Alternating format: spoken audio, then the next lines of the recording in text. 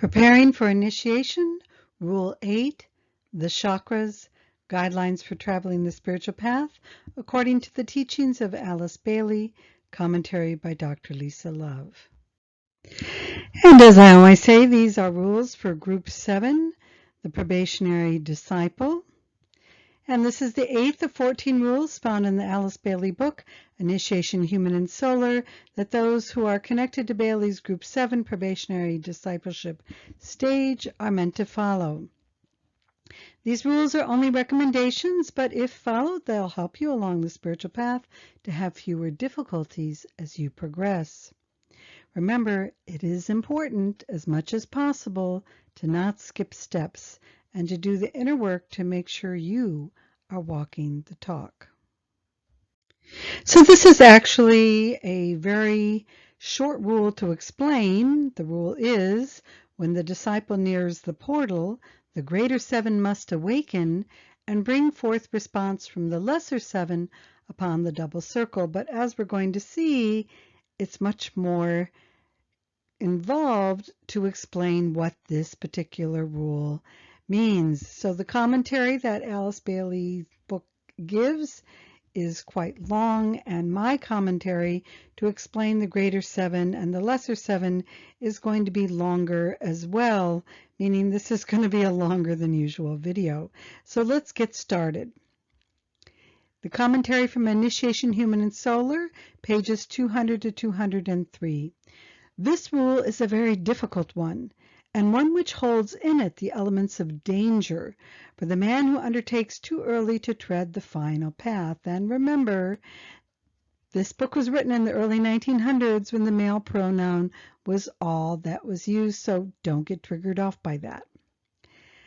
Literally, this rule can be interpreted thus: the would-be initiate must develop somewhat the vibration of the seven head centers, and the key in this rule is just somewhat. In later initiations, this rule is for the first initiation. In later initiations, these seven head centers will be developed much more. But for the would-be initiate of the first initiation or expansion of consciousness, the vibration of the heaven centers must be developed somewhat, and thus sweep into increased vibratory activity the seven centers in the body upon the etheric plane. That would be the seven lesser centers, affecting also through reciprocal vibration the seven physical centers, which are inevitably stimulated when the etheric centers approach their maximum vibration. So we have three different things going on: the greater seven, the seven head centers, the lesser seven, which are the seven etheric centers that also affect the seven physical centers, which are the glands in the body. It is not necessary to enlarge upon this point beyond pointing out that as the seven centers within the head become responsive to the ego, and that word means soul. It doesn't mean an egotistical, selfish personality. Back then, they used the word ego, capital E, to mean soul. That as the seven centers within the head become responsive to the ego or soul, the following seven centers or etheric centers: the head center, considered as a unit, the heart, the throat, the solar plexus, the base of the spine, the spleen, the organs of generation, are also affected, but affected along the lines of purification and control. This will produce results in the definitely physical organs. Those are going to be the glands and the organs in the body through which man functions on the physical plane. So back then, this was really radical stuff. People hadn't heard of centers, let alone seven centers in the head, which a lot of people still haven't heard about, let alone centers affecting glands and organs. So we're so used to this being written about in lots of books that we're not really conscious of how radical in the early 1900s all this information seemed. So again, the idea here is that we're going to have the seven head centers sweep into vibratory activity the seven centers in the body on the physical plane, the etheric centers, and then the physical centers. Now, something really important to notice here that is still radical in regards to this book compared to hundreds of books on the chakras you'll see written out there.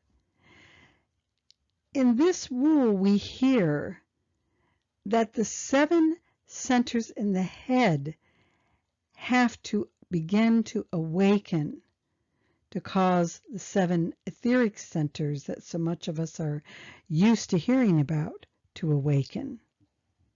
Books don't really say that. They say work directly on the 7 etheric chakras, the lesser 7, and get those activated and going.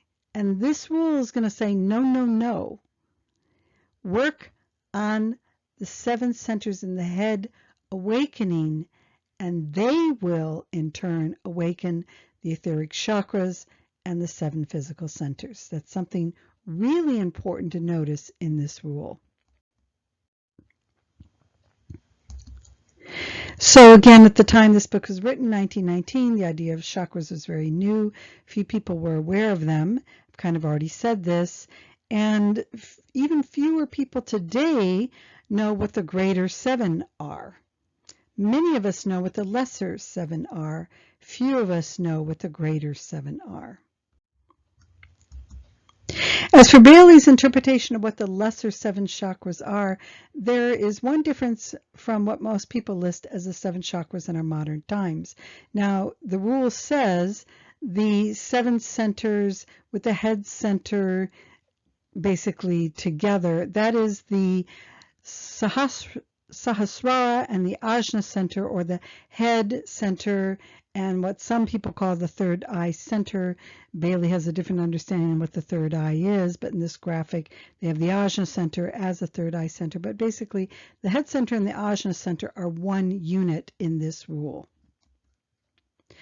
And the organs of generation, as she calls them, are now known as the sacral center. Actually, in her books later, she talked about the organs of generation as the sacral center. But she also adds something that is the spleen center, and most books don't consider that a major chakra.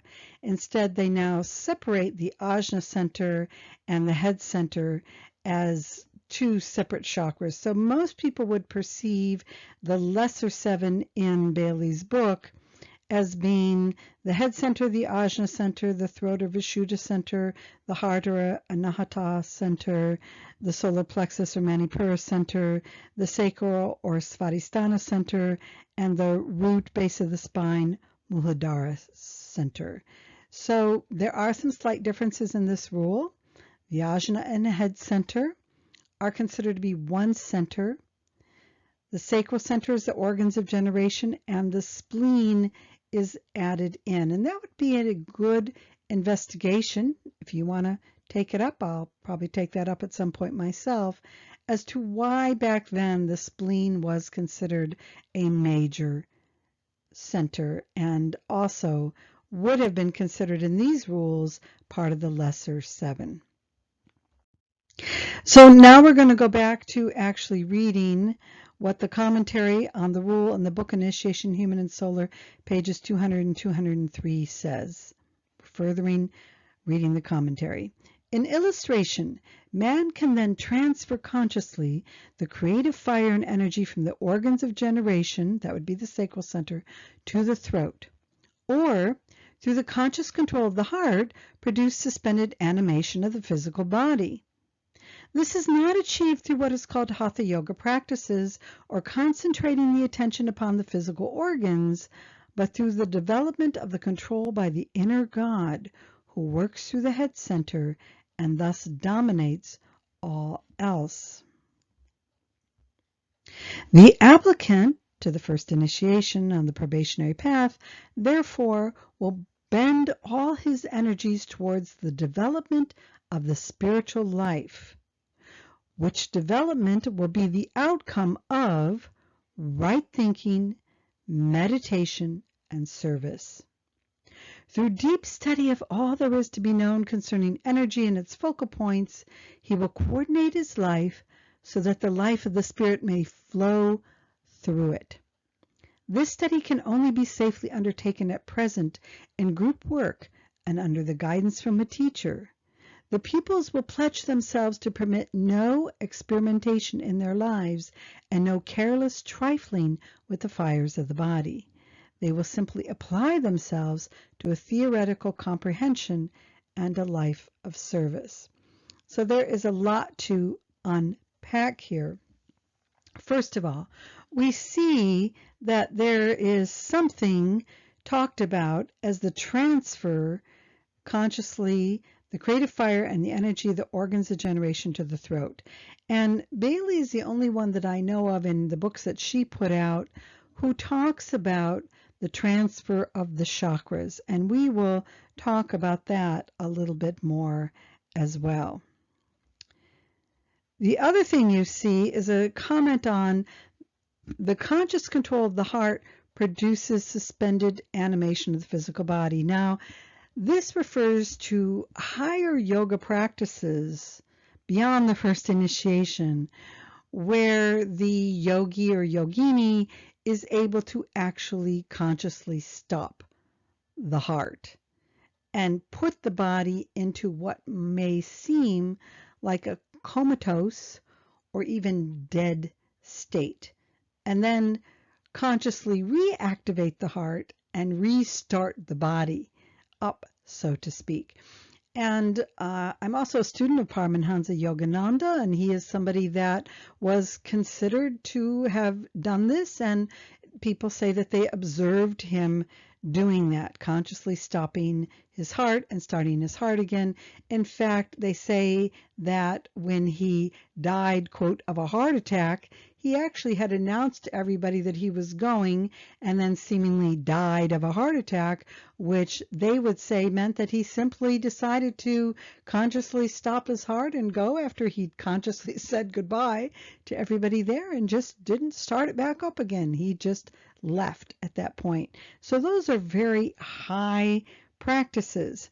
But what we're being told in this rule is that we're able to do these things through a more intimate understanding of the chakras. But we're also told that we're not supposed to just simply experiment with the chakras. We are meant to develop them primarily through right thinking, meditation, and service. In other words, the Bailey teachings encourage kind of a reverse process of a lot of what we're seeing going on out there. We are to get a theoretical comprehension of what the chakras represent, and then we are supposed to develop the spiritual qualities that the chakras represent first.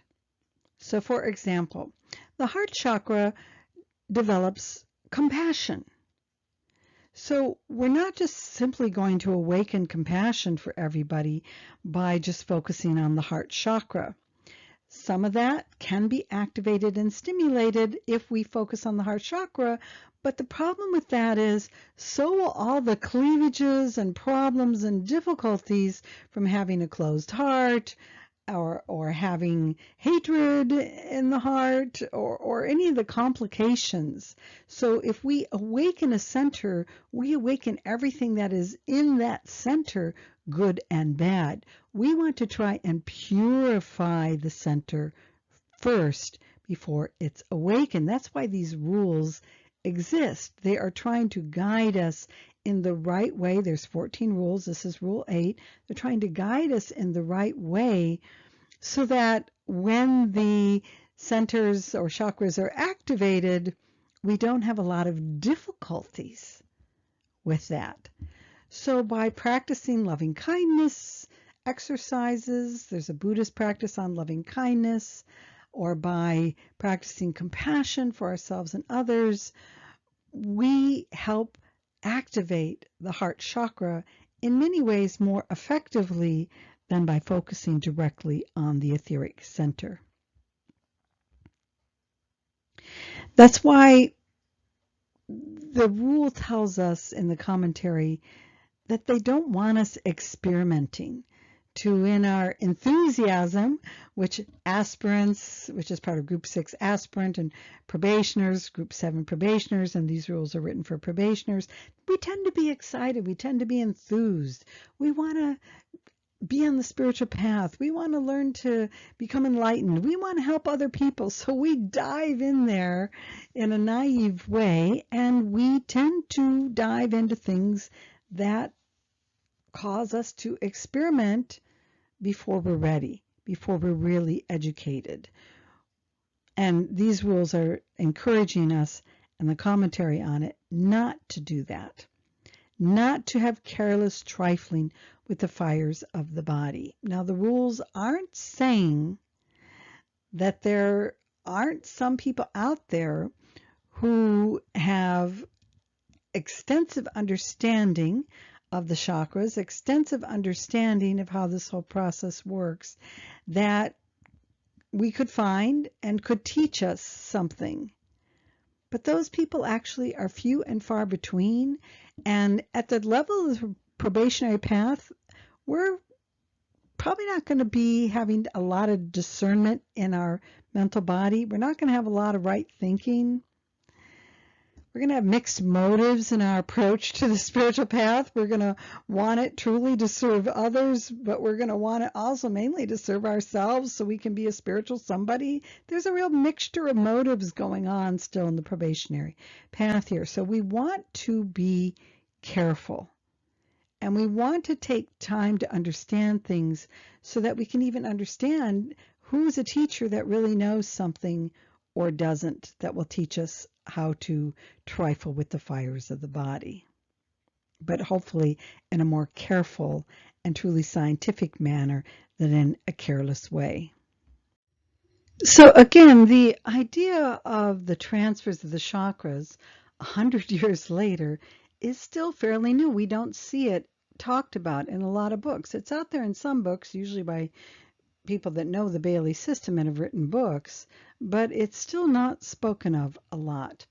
And again, there's that warning against trying to awaken the chakras through hatha yoga asanas or even pranayama at the expense of cultivating spiritual qualities. We start first by recognizing the inner God or soul or ego with a capital E. We start with meditation, service, right thinking, following moral principles in the Yoga Sutras of Patanjali. That would be the yamas and the niyamas. We start there, and only then can we approach awakening the chakras in the right way. Continuing with the commentary from Initiation Human and Solar. The centers will then develop normally if we approach them in the right way, whilst the applicant bends his attention to loving his brother perfectly in truth and in deed. So here are some of the ways that we're encouraged to do it. Love other people, brothers and sisters, perfectly in truth and in deed. That means we have to know what the truth is about who we are as souls, who they are as souls, and we have to act on that. We have to serve wholeheartedly, not just because we're supposed to, because then we may get into heaven, or because they may like us, or somebody told us we have to because a rule told us, but because our heart is really into it. We see who they are. We love them. We want to do that. We have to think intelligently and to keep a close watch upon himself or ourselves. Now, this next part I always find really interesting. He will also record all that seems to him in his inner life to be concerned with the evolution of the centers.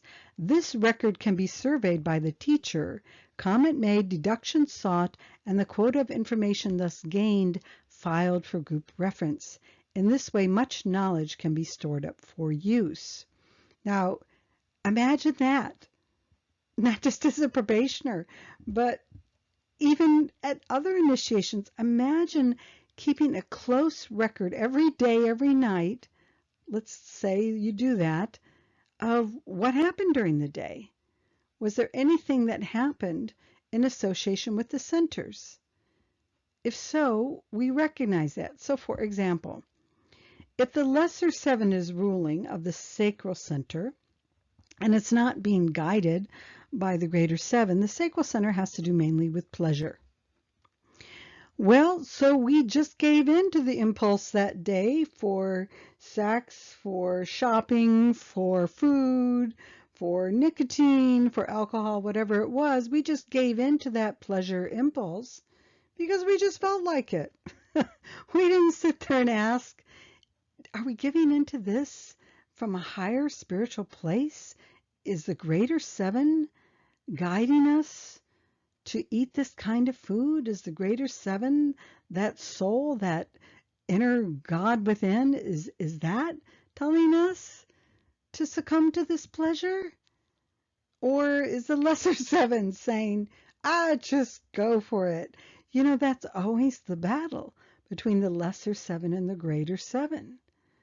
Are the lower seven chakras being guided by the impulses of the higher for our own best good? Now, surveyed by the teachers, some people are lucky enough to have a teacher in the outer world that can help them with this. Many don't.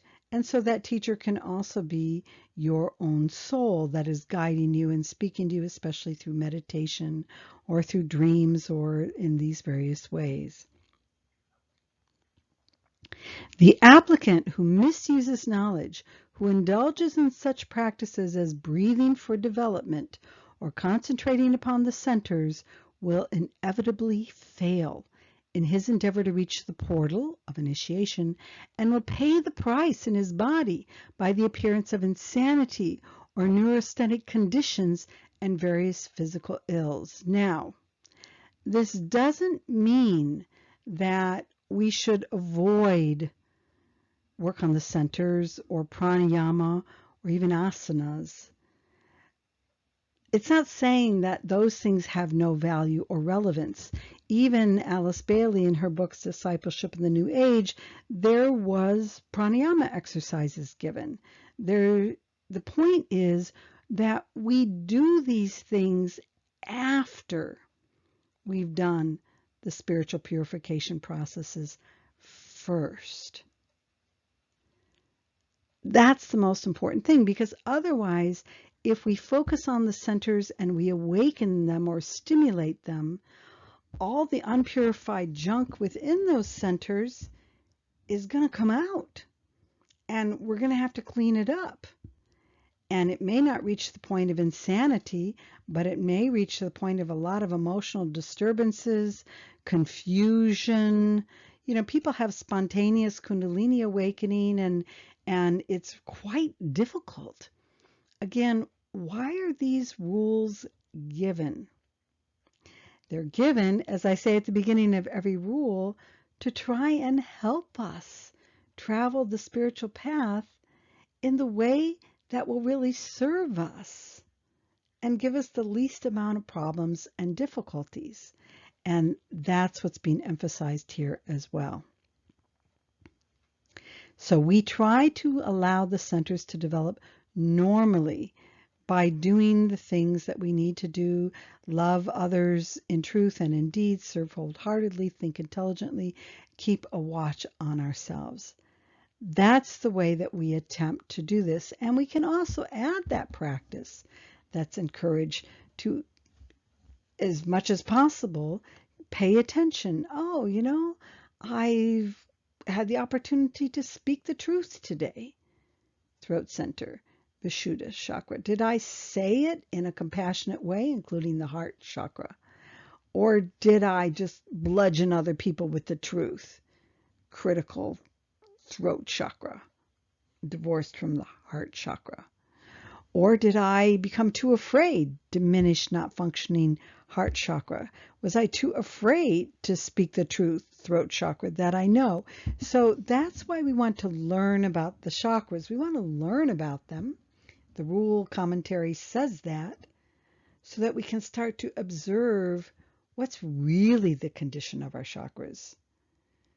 Apart from going to some class where maybe we get a little stimulation in that part of our bodies, or we have like a quick hit of, let's say, heart chakra opening, and we're in a bit of a euphoric space momentarily, nothing wrong with that, but that doesn't mean that we're really opening the heart chakra.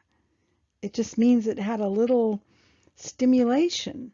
We truly open it through the practices associated with the heart chakra, compassion being a major one of them. There are others.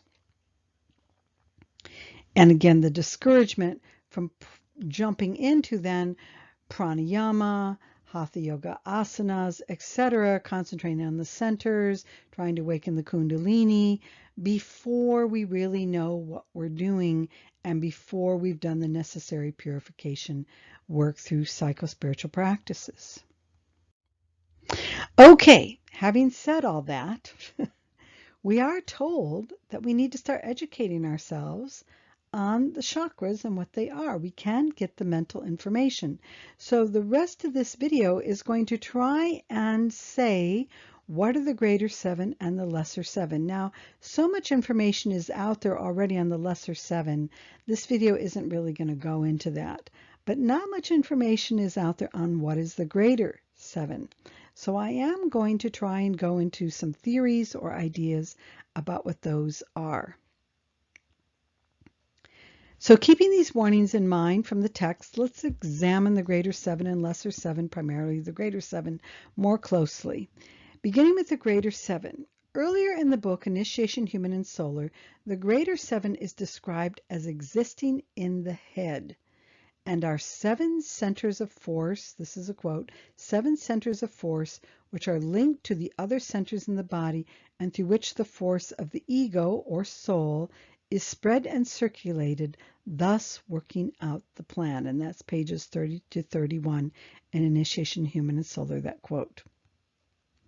So what these seven centers are exactly is not given in the Bailey books, and I've read the compilations that some people like Michael Robbins has something on the internet, and I've put together my own compilation on what are the seven centers, the seven head centers, and read through that compilation, and honestly, they're not given exactly.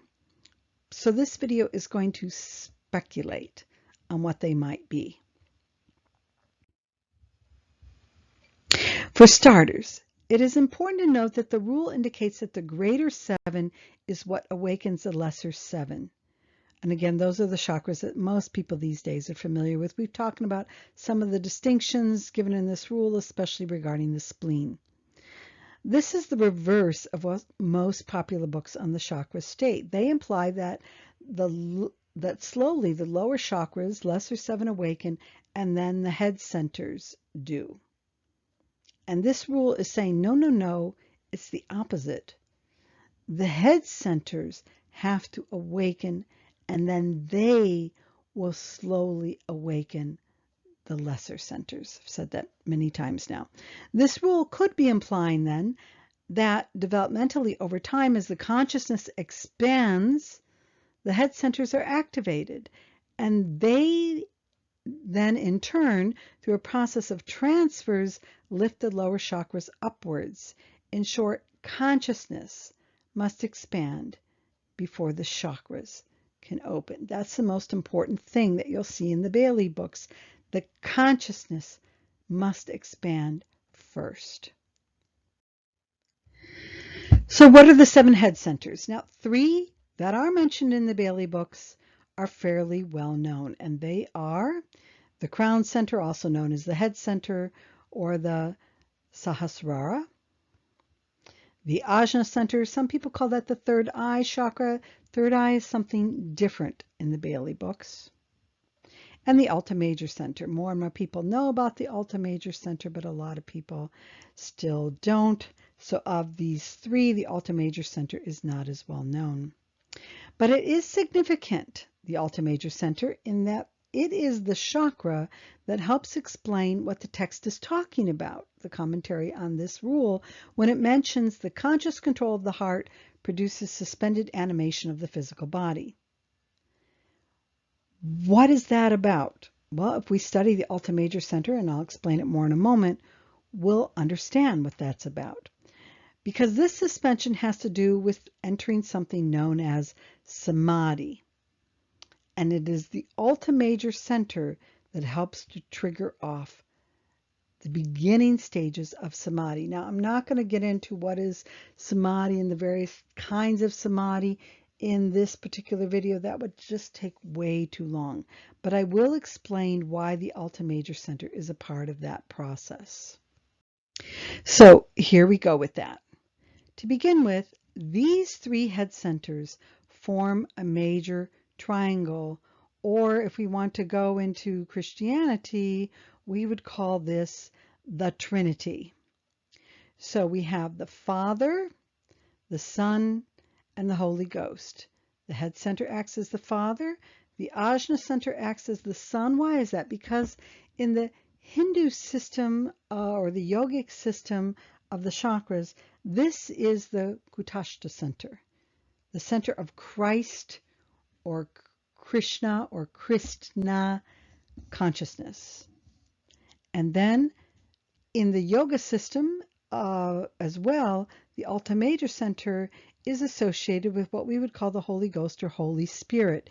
It is where the Holy Spirit connects up to the greater seven and brings the lesser seven and the greater seven together. And I'll show you more about what that means momentarily. So this is essentially, in an esoteric sense, the Trinity. So now let's look at why is it that the Alta Major Center, which is associated with the medulla oblongata or the brain stem, has to do with samadhi? Well, primarily it is because it is this is factual scientific understanding, the brain stem, that has to do with the functions of wakefulness and sleep in the body. It has to do with alertness and sleep. It also has to do with heartbeat, blood pressure, breathing, body temperature. So as the yogi builds the Antakarana, some call that the rainbow bridge, the energy from the lower chakras enters what's known as the mouth of God. You see that in the Christian book of Revelation when a scroll is, here's like the scroll is put into the mouth. That's in the book of Revelation, and you can look at my video series on Revelation if you want to know more about the true understanding of the book of Revelation. But as that Antakarana is built, then the gap between the greater seven and the lesser seven, which would be down here, these lower chakras, is being achieved. Why? Because continuity of consciousness is started. We begin to consciously, continually know who we are as spirit and soul. Continuity of consciousness also means that the yogi can consciously go in and out of the highest stages of samadhi. There are several different kinds, and therefore can function within the greater seven head centers 24/7 a day. Now that would be the fifth initiation. We're talking about just getting ready for the first initiation, when we can be conscious 24/7 a day of who we are as spirit within the world. Both in sleep and awake, we know who we are. That's a very, very high state. But why we're bringing it up is that as the yogi learns to enter the mouth of God or the Alta Major Center, the yogi is starting to learn how to consciously stop one's breathing and heartbeat, blood pressure, so that one looks seemingly dead. The body temperature is slowed down.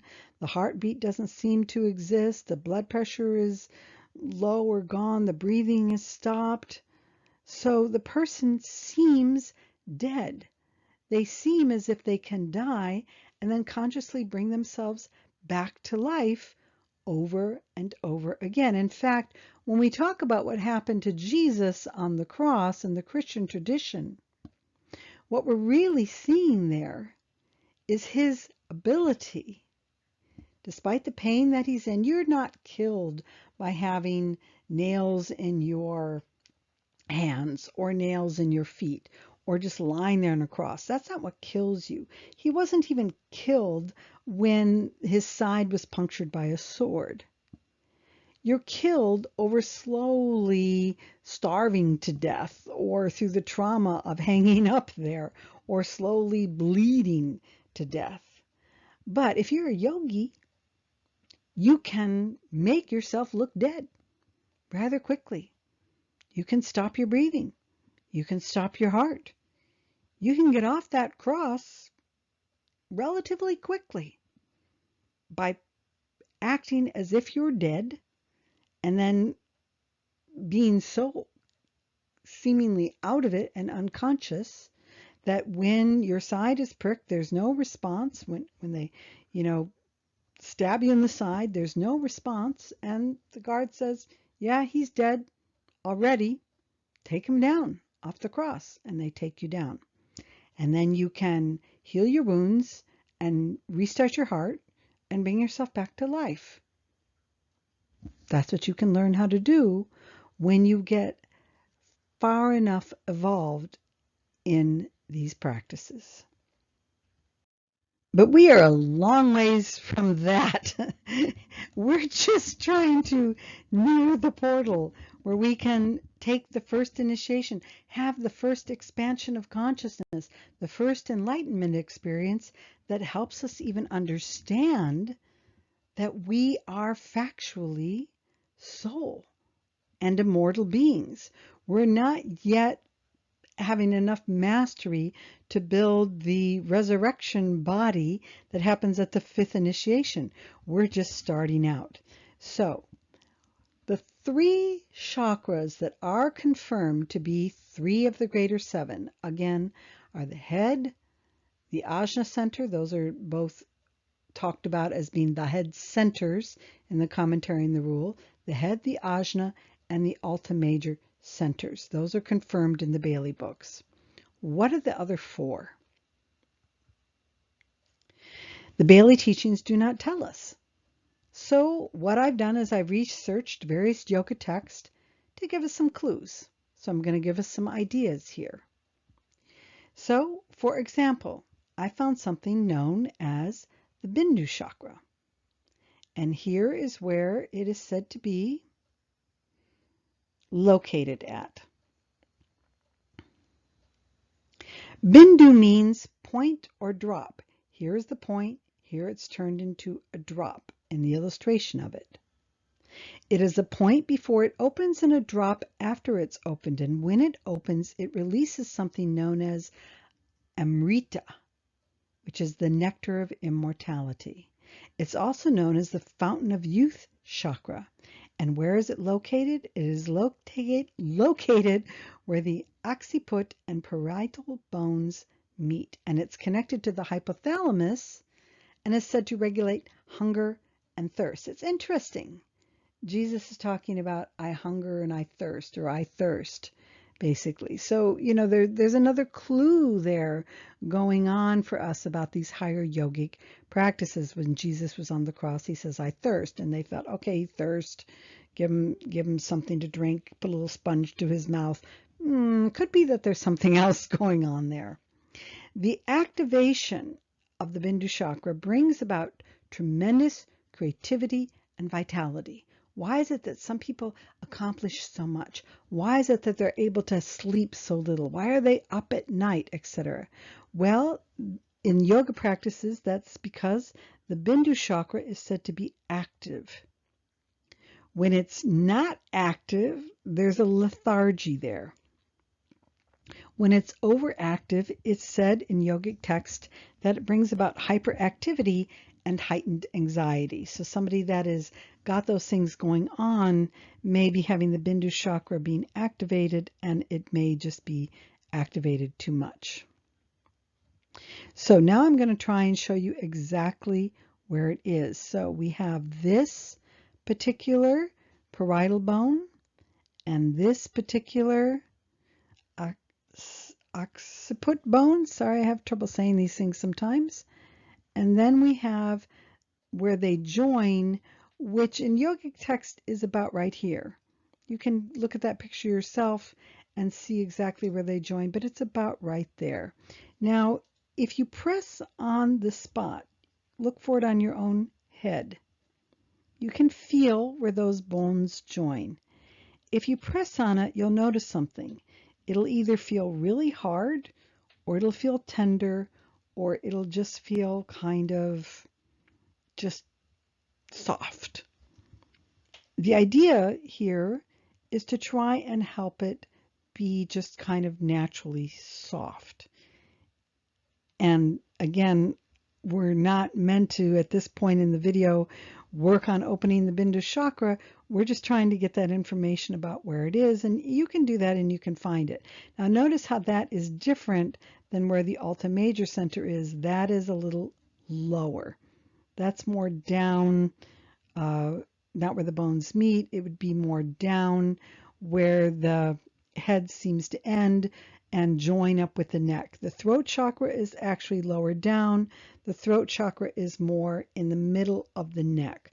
So you have the middle of the neck, we have what seems to be the top of the neck, and then we have where these two bones meet, and that's the Bindu chakra. So there's a little education on that chakra. Is that one of the greater seven? I'm not sure. Let's keep going with ideas. Another minor chakra talked about in the yoga system is the Lalana, or sometimes it's called the Talu chakra. And here you have it right here because it's said to be at the back of the tongue, at the back of the mouth. And some yoga exercises where they're moving the tongue in various ways can have to do with this particular chakra. Located in the roof of the mouth, the chakra is said to help us control speech by helping us respond versus react to events around us. And to do this, interestingly enough, we need to control our pride. When should we talk and when should we be quiet? It's also interesting because the right movement of the tongue can help still the chatter of thinking or the monkey mind within the meditation process. So sometimes it's not that we just have to keep watching the stream of thoughts go by. We can stop thoughts altogether by knowing how to place the tongue in the right way. But the key here is, remember, consciousness precedes work on the chakras, controlling the pride. Because if our pride is controlled, we will be more able to stop the thoughts and hear the truth of spirit, the higher truths of how we should live, the truth of who we are, the truth of who other people are as soul as well. We'll be able to hear that truth. We'll be able to know how to speak that truth while maintaining respect for others.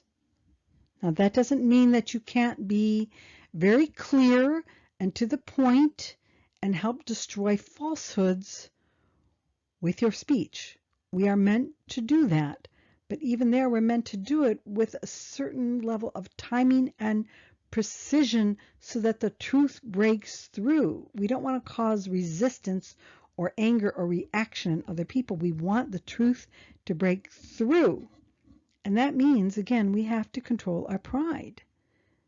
Now, to control our pride, we must have a proper perspective of who we really are as souls at one with all others. This is a head center activity. And we must clearly see our dharma, duty, and destiny. Is it our destiny to say this to the person right now at this time in this way? We must have the skills developed to implement them. Do we know how to talk to this person in this way in the right time so that they too can see the truth that they are souls, that we are souls, the higher truths of spiritual principles that guide life? This is quite a skill, and this minor chakra helps us do that. When this chakra is not opened in the right way, we become arrogant and offensive in our approach to others. On the flip side, we lack self-esteem, don't acknowledge our gifts, become too timid, and don't speak out when we should on behalf of the overall good. So that is why this chakra is so important and why it also helps us, especially in connection with the throat chakra here. So that may or may not be one of the greater seven. Here is another minor chakra talked about in yogic text. This is known as the Manas chakra. And again, this is where it's at. Now, the Ajna center is said to be between the eyebrows. The Manas chakra is just above that. And in the text illustrations I saw, it's kind of more inward inside the head. Someplace this chakra, however, you should know, text that I saw, within the actual heart chakra. Other text I saw placed it in the region of the head. So I'm not sure which is right. We're just exploring some ideas here. You can explore it on your own and come to the conclusions that you want to come to. So Manas means mind. And this chakra is known as the seat of the thinking mind. Now, maybe one reason it's placed in the heart is we're told that we need to learn to think with our hearts. The idea of the Manas chakra, however, is that wherever it's placed within the Anahata or heart chakra, or up here in the head is one of the minor chakras in the head, the idea of it is that we need to bring the heart or love into our mind. It's not just enough to develop intelligence and intelligent thought. It's how is this thought, these ideas, this intelligence to be used in the service of love. That's what the Manas chakra is meant for. Now, when we learn to do that, it is said that this chakra brings us a sense of either infinite joy or infinite pain. And in a way that makes sense to me. Because when we think with love, when we know who we really are, the joy of knowing our true immortal nature of soul and spirit and being fed by that is infinite, because that's who we really are. We're infinite beings. And the more we can think about that and truly bring love into that so that we have a relationship with that, a deep connection with that, that would bring infinite joy. And the more we're unaware of who we really are, that would bring, quote, infinite pain, because it's like a denial of who we really are. I also think that the pain comes from looking out into the realms of manifestation, the world of duality, and seeing the suffering that occurs for people, but we don't understand our divine nature, their divine nature, and so we get confused. Why is there so much pain and suffering in the world? We become overly attached to the alternating currents of pleasure and pain in the world. And so we don't understand why do bad things happen to good people. There are yogic explanations for that, but in general, we are told that they happen because we don't know who we really are. When we know who we really are, and the Manas chakra helps us with that, we will have infinite joy instead of seemingly infinite pain. And a final chakra that I found is the Soma chakra. And here's where it is here. Now, it's interesting because we have in this particular image that I got, and I'm not sure what exactly in this image these are meant to be, but it seems like we have an Ajna center here, a Manas center here, and a Soma center here. So I'm not sure if that's these three centers in this illustration or not, but it does seem like there's supposed to be 3 points illustrated here, and this is the Soma chakra. Also known as the Ananda or bliss chakra, it's said to be located above the Ajna and Manas chakras in the forehead. This chakra is said to confer physical immortality, which is interesting. The Soma chakra is said to confer upon people youth, stamina, vitality to such a level it can bring about victory over disease and even death. And in this chakra, it is also said that the union of Shiva and Shakti is completed, bringing about eternal bliss. It seems then that the awakening of the chakra happens as one reaches the highest stages of spiritual practice, allowing the individual to create what is known as the resurrection body or body of immortality that in the Bailey model is obtained at what she calls a fifth initiation expansion of consciousness.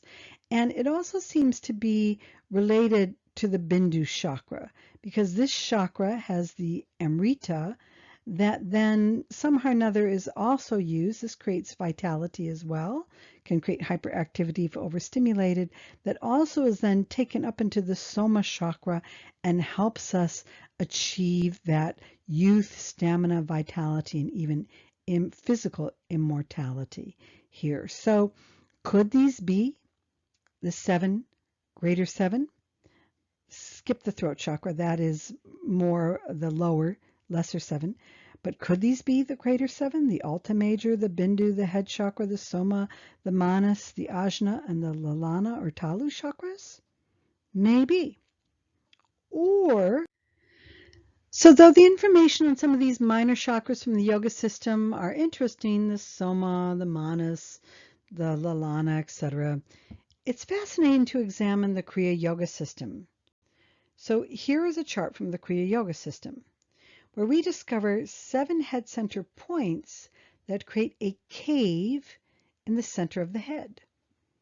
This cave or manger or portal in the Bailey tradition is where Christ consciousness is born, resulting in what the Bailey teachings call the first initiation or first expansion of consciousness.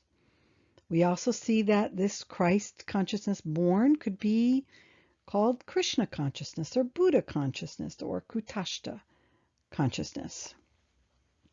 So, in this particular system, the points are the Kutashta center, which is like the Ajna center, which has across from it the Mula center. So here's one across. This connects to the medulla, which is connected to the Alta Major center. And so we have this triangle, Kutashta, Mula, Medulla. There's that red triangle there. And as these come together, another triangle is formed, the Kutashta, Radri, Mula. That's this yellow here. And as the Radri is formed, it connects with the Bama, the Jishta, creating this dark triangle here, and a circle or portal around it all. And then that activates the Shri Bindu at the center. So once we near the portal, the greater seven must awaken and bring forth response from the lesser seven, the head centers as one unit, combined with the throat, the heart, the solar plexus, the spleen, the organs of generation, or the sacral center, and the base of the spine. To me, this is what better represents what the rule is telling us. In later initiations, the greater seven will develop more. They're simply aligned and activated for the first time as we near the portal of the first initiation. We will have our first experience of the truth, the factual truth of who we are as soul through our first major expansion of consciousness or enlightenment experience. But after that, there are many more initiations, many more expansions of consciousness enlightenment experiences to come. The greater seven will develop more, and as we will see shortly, as these greater seven develop, they help to mature and stabilize the Christ consciousness that was born in the manger within the individual. And let's look at that process now. And also for your reference, this particular chart came from a great series of books. Actually, this was in volume 7, Original Kriya Yoga by Ranjan Mukherjee. Excuse me if I didn't say that name right. Hopefully I did. Mukherjee. So, the disciple is nearing the portal. The greater seven is awakening and building those connections which are going to allow the portal or cave to become activated and awaken the lesser seven upon the double circle. The circle of the greater seven, which we could say is here, and the lesser seven, 1, 2, 3, 4, 5, 6, 7 with the head centers combined, the lesser seven, upon the double circle. Now, as we near the portal and that cave center is being activated by the greater seven, remember, we near that portal best by following these rules. That's why I'm doing these videos on it, so that we really understand what we need to do to go through this first initiation. And also remember that a spiritual life is a deeply moral life. It matters how we act in the world. So many new agey kind of spiritual books in the West are acting as if we're just going to achieve enlightenment and throw out morality. What is morality? They don't even like to talk about it. It's like everything goes because everything is one. Therefore, there is no need to exclude anything. Well, it's true everything is one and we don't exclude anything. But within the world of manifestation, there is right action. There is right speech. There is right thought. Why? Because we want to live a deeply moral life, because we are all of life and we don't want to harm other people. So we cultivate harmlessness and right speech and love and compassion and moral behaviors for these reasons. Now, yes, there's a debate on what is and isn't certain moral things. That's fine. It's fine to have that debate. It's fine to look at that in your own life and make your best choices along those lines. But the point is, we're trying to the best of our understanding to live a moral life. As we do that, when we, as a first initiation applicant, probationary disciple, when we near the portal, we're going to have the ability to go through the portal and take the initiation. Or if we go through the portal and take the initiation, we will have purified ourselves to such a degree that it will be a relatively easy process. So the first step then for activating the greater seven is by moving into the Trinity. And in the center of that Trinity, moving into the cave in the center of the head, where the Christ, Krishna, Buddha, whatever we want to say it, child, or the first initiation, where that birth occurs. That's the second birth, factually. It's not just an emotional high where we are symbolically baptized. There's great advantage to that symbolism, to that promise. This is beyond that. This is a factual understanding that we all are one, and we all are immortal beings.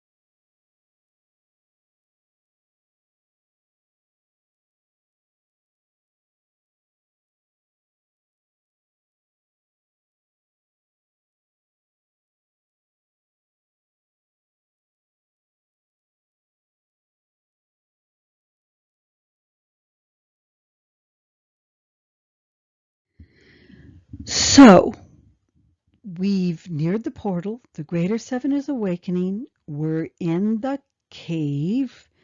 The Christ child in us is being born. What happens now? Well, the Alice Bailey teachings actually talk about two things, a path of transmutation and a path of transformation. And we're going to look at that process a little bit now. And this is where those transfers in the chakras become important. So first of all, to oversimplify, the first initiation represents the breaking of the hold of the external material world and the allure of the five senses on the individual for the first time. So there's so much to say about what these initiations are and what they entail.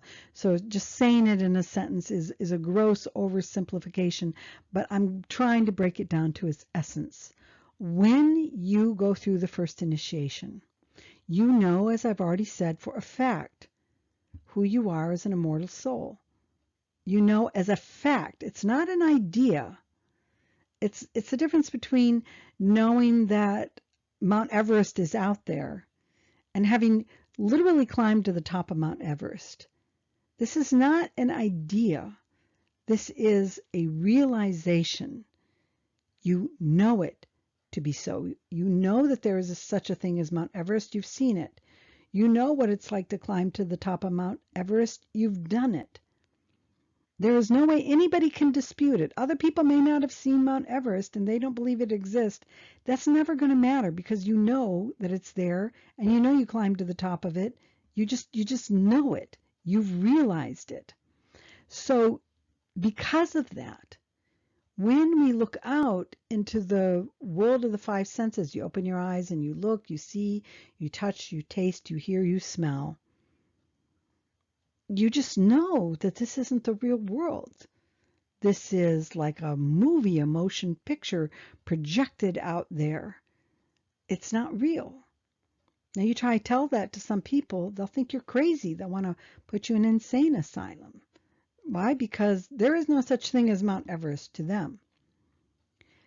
But you know that Mount Everest exists. You know who you are as a soul. You know that you're an immortal being.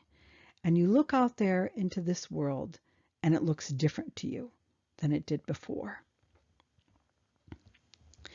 So before, during, and after the first initiation, and I do hope at some time I get to doing that video on what is initiation, and I talk about the before, the during, and the after stages as outlined by the Bailey teachings. But before, during, and after the first initiation, we move on to what Bailey calls the path of transmutation. This is where that path starts. So I know who I am as soul, factually. So what? What now? Well, now comes the process of transmuting the lesser seven. So the first step on the path of transmutation is to lift the sex and pleasure impulses found in the sacral center up into the throat center, where the focus is more on creativity that expresses spiritual values. It's not just being creative just to be creative. That's not necessarily the throat chakra. So many New Age books try and act as if the throat center is related to creativity. They're right, but just being creative, you know, calling a toilet seat in a museum creative, that's not the throat chakra. That's trying to do something sensational, to get attention, to look kind of gross, you know, to be noticed, to get fame, money, pleasure, power. That's down here in the sacral center. You know, so more people are attracted to you and you get more sex. That's not creativity in the throat chakra. Creativity in the throat chakra happens when we understand the truth of who we are and we want to convey that truth. Our creativity at this level is expressing spiritual values, spiritual principles. And there is precious little creativity, songs, music, artistic renderings, movies, etc., that are coming from the throat chakra. Most creativity is coming from primarily the sacral center so that we can get more power, pleasure, and money, or sex as part of pleasure. That kind of creativity has nothing to do with this. We've awakened to who we are as the soul. We want to live a different kind of creative life. And that life is going to be way more intelligent, way more loving. We're going to be able to use way more will that we exercise to make sure that what we see, taste, touch, smell, think, create, that all of it reflects the spiritual knowledge of who we are. That transfer is what is meant by the sacral center to the throat center.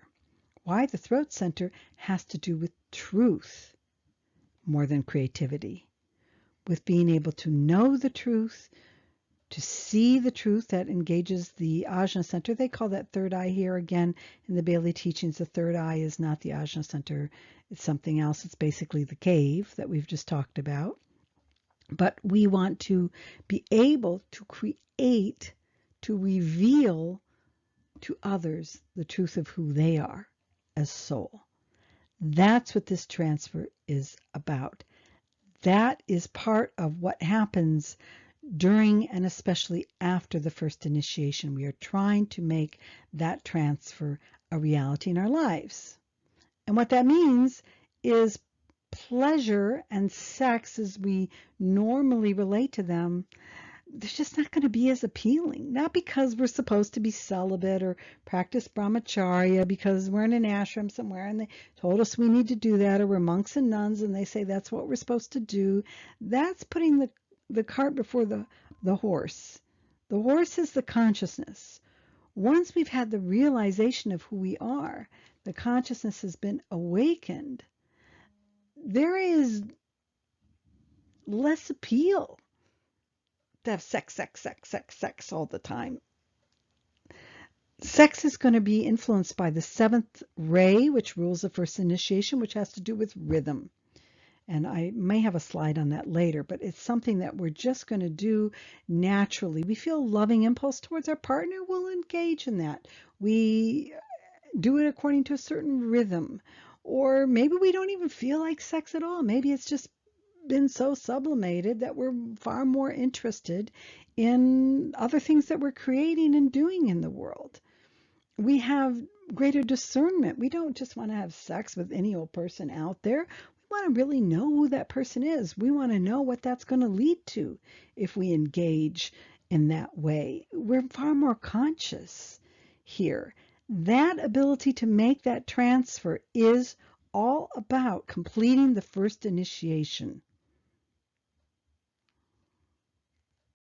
So beyond the first initiation, that these rules prepare us for, the path of transmutation continues.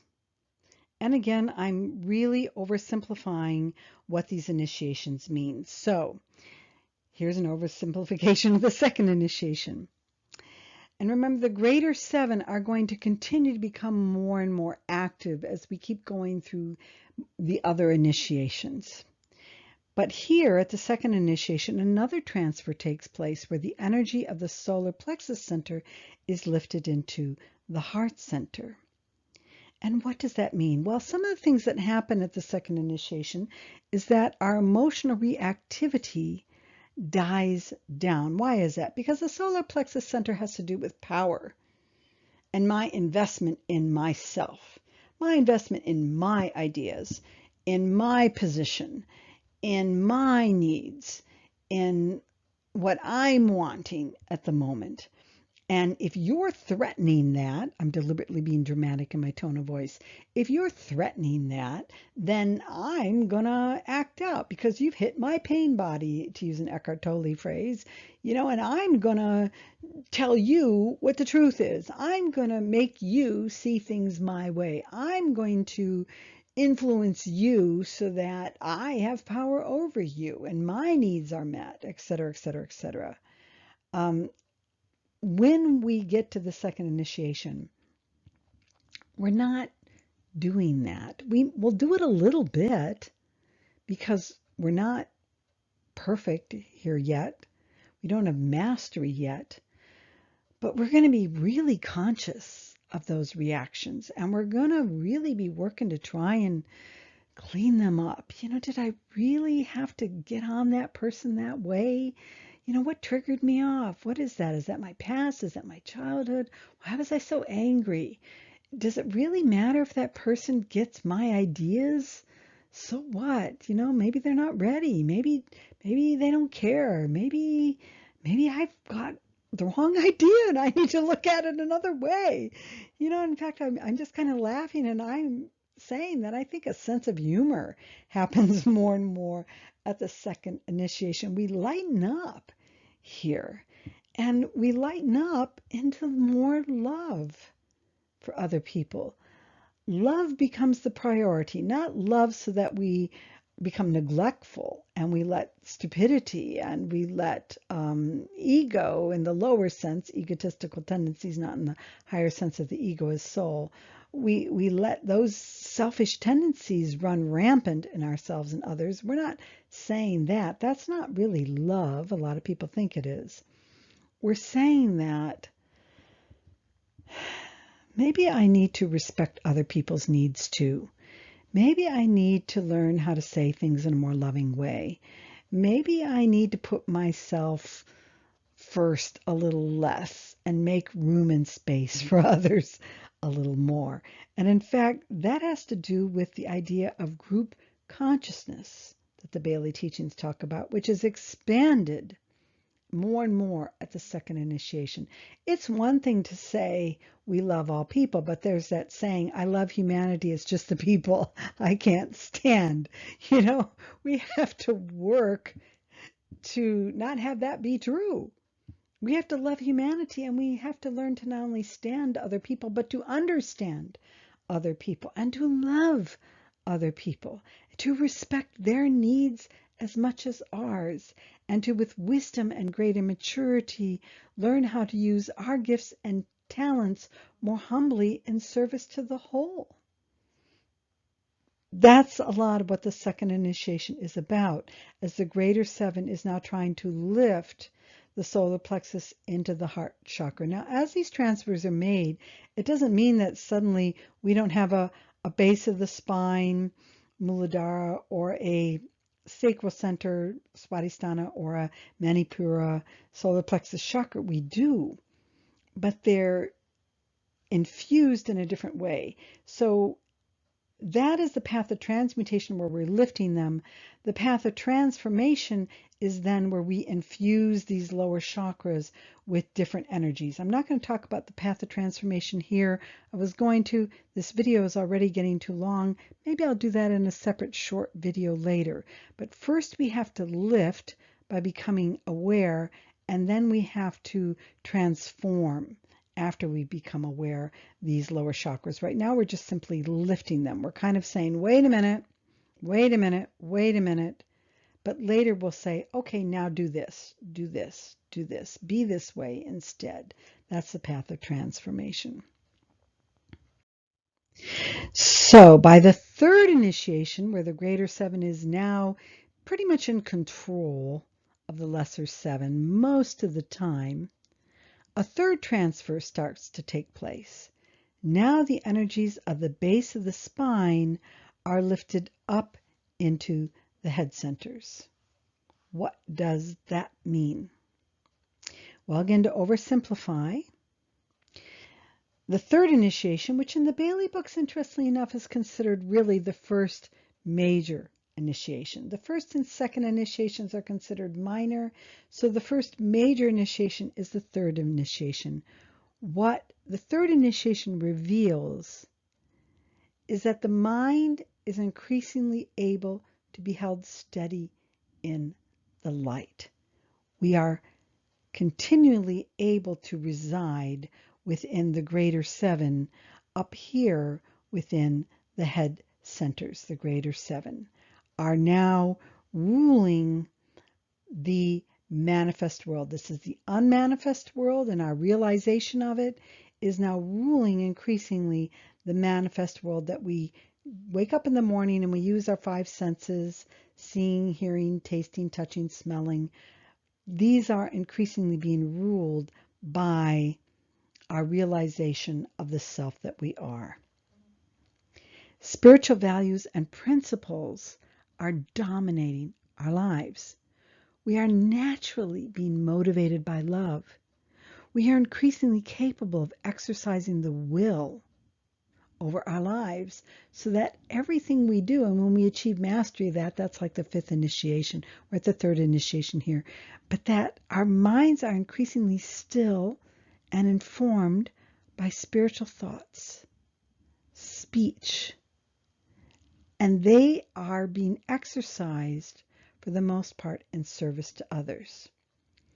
The first initiation is about the beginning of transferring the physical things in our lives, especially those things that motivate us along the lines of the pleasure principle, sex and money to get us sex, to get us power, etc. The second initiation is primarily about redeeming the emotions so that they are transmuted into love.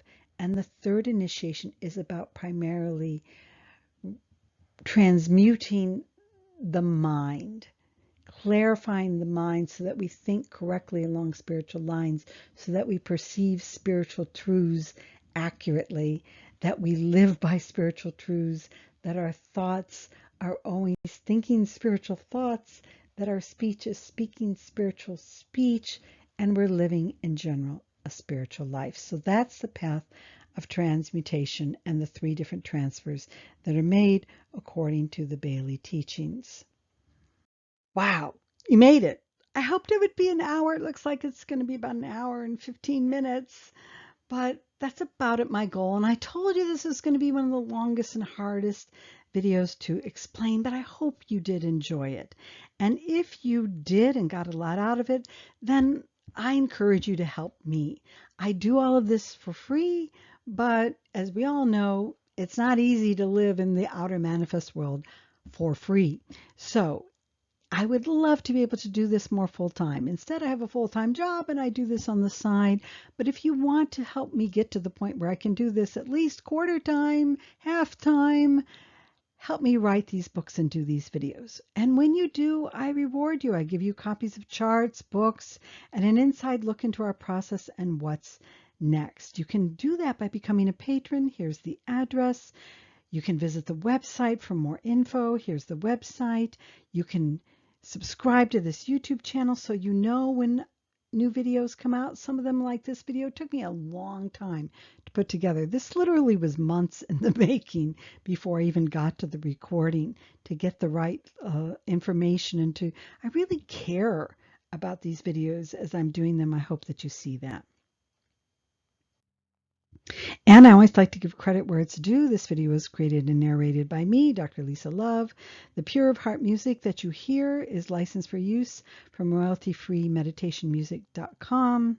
The photos were purchased from 123rf.com. Some of the photos, I have to say, were taken from the internet on the minor chakras.